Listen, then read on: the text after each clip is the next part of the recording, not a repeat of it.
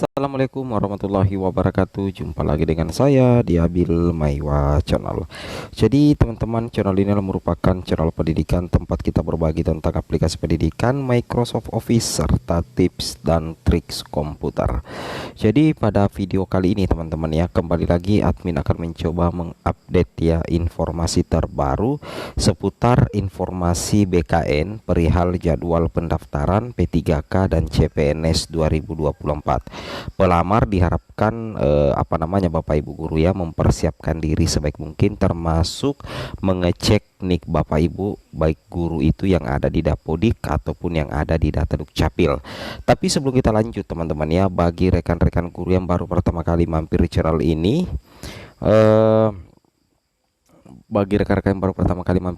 jangan lupa tekan tombol subscribe dan aktifkan lonceng notifikasinya agar setiap hari teman-teman bisa mendapatkan update informasi terbaru sekitar pendaftaran P3K dan CPNS 2024. Baik Bapak Ibu, tanpa berbasa-basi lagi kita langsung saja to the point ke informasinya.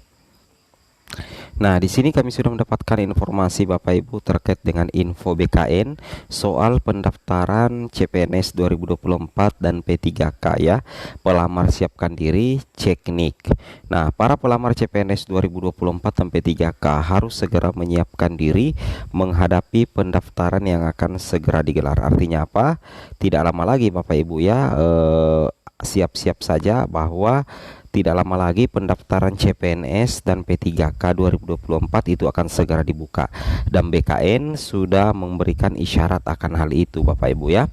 Yang mana di sini kalau kita perhatikan yang selingkari, pelaksana tugas Karohumas BKN Bapak Nanang Subandi mengatakan Bapak Ibu ya, bahwa pelaksanaan seleksi CASN baik CPNS maupun P3K itu dilakukan 3 periode. Wow, jadi ini sebenarnya kami sudah utarakan di video-video sebelumnya bahwa P3K atau seleksi CASN baik CPNS maupun P3K 2024 itu dilakukan sebanyak 3 periode. Alasannya karena seperti ini Bapak Ibu ya, karena jumlah formasi yang disiapkan oleh pemerintah itu banyak sekali atau besar sekali Bapak Ibu ya. Sebab jumlah formasi yang disiapkan tahun ini sangat besar Bapak Ibu ya, yaitu sekitar 1,3 juta. Jika formasinya bisa dipenuhi pada periode kedua, maka periode ketiga tidak dilanjutkan lagi. Nah, seperti itu Bapak Ibu ya intinya. Jadi intinya ada namanya periode 1, periode 2, periode 3. Jadi jumlah formasi yang disiapkan itu sekitar 1,3 juta. Jadi kalau misalkan periode kedua ternyata sudah memenuhi 1,3 juta, maka otomatis periode ketiga tidak dilanjutkan lagi. Tentunya ini disesuaikan dengan amanat Undang-Undang Nomor 20 Tahun 2023 Bapak Ibu ya. Baik.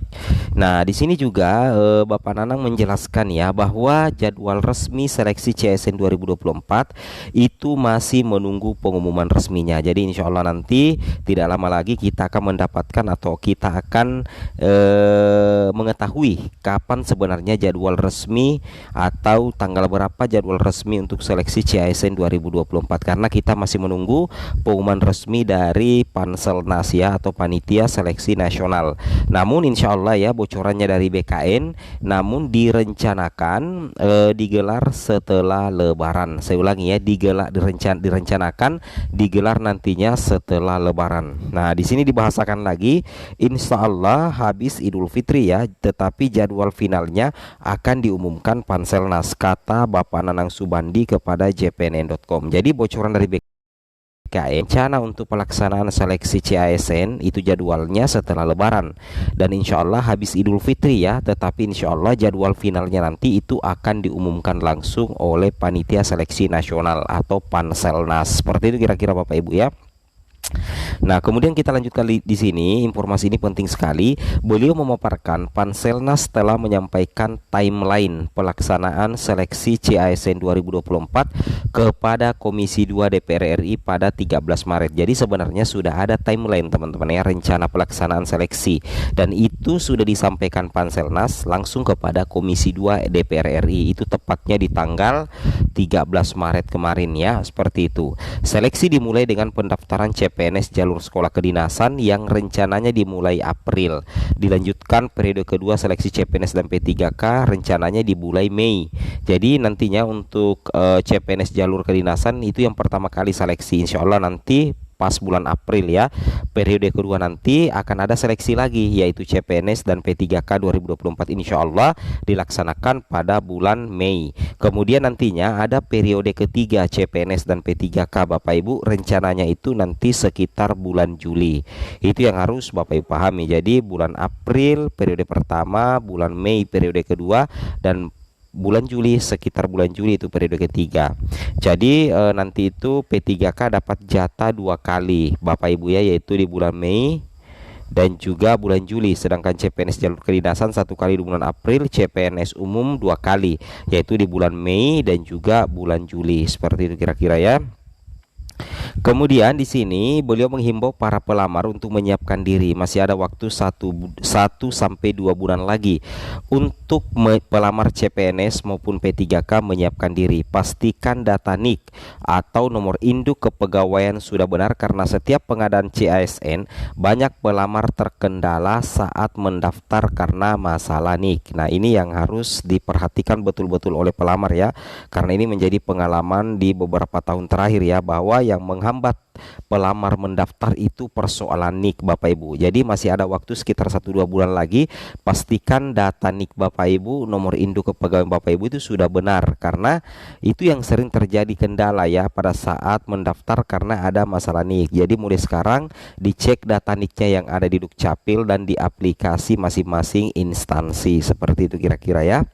Nah, selain itu belajar dengan tekun, karena tes menggunakan komputer assist test atau CAT yang real time. Artinya pelamar dan keluarganya bisa langsung melihat hasil tesnya. Sebelumnya Kemenpan RB menetapkan formasi CPNS 2024 serta P3K.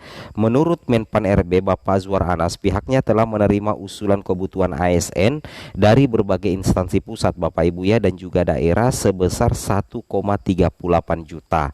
Nah, jadi seperti itu ya. Jadi untuk penetapan formasi CPNS dan P3K 2024 itu sudah ditetapkan langsung oleh Kemenpan RB ya, dan teman-teman tentunya sudah membaca filenya juga semua ya. Dari jumlah tersebut yang sudah ditetapkan, formasinya 1,28 juta untuk memenuhi kebutuhan ASN sebesar 2,3 juta secara bertahap. Jadi untuk penuntasan 2,3 juta honorer di Indonesia itu nantinya dilaksanakan secara bertahap. Ini yang pertama 1,28 juta ini langsung dikatakan oleh Menteri Anas ya.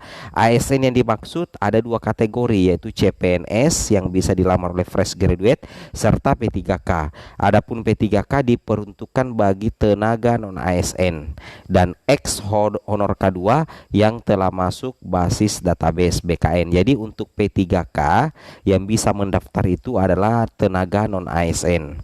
Ya, tenaga non ASN yang sudah honor Bapak Ibu maksudnya. Kemudian ex honorer K2 dan tenaga non ASN dan ex honor K2 itu sudah masuk dalam basis data BKN. Seperti itu ya.